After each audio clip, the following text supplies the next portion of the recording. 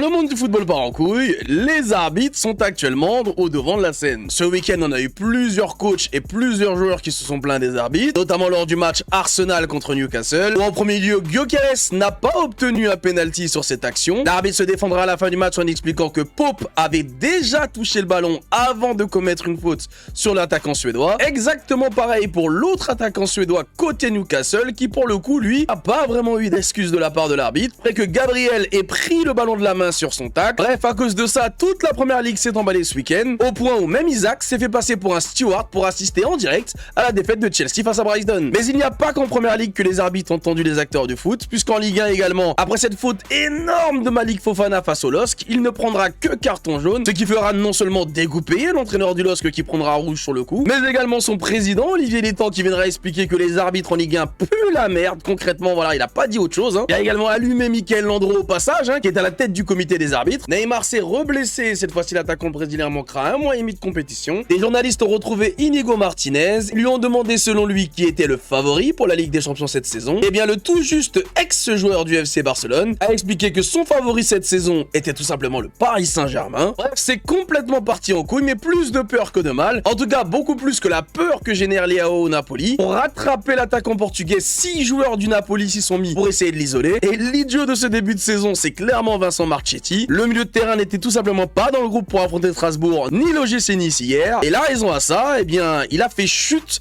à son propre staff lors de son but face au Stade Brestois, parce que le staff avait envoyé son remplaçant Camara à l'échauffement avant la mi-temps. Certains de ses partenaires lui ont alors conseillé d'aller s'expliquer avec son entraîneur, mais il a refusé de le faire. Raison donc pourquoi le joueur n'est plus convoqué avec le Paris FC et est désormais banni.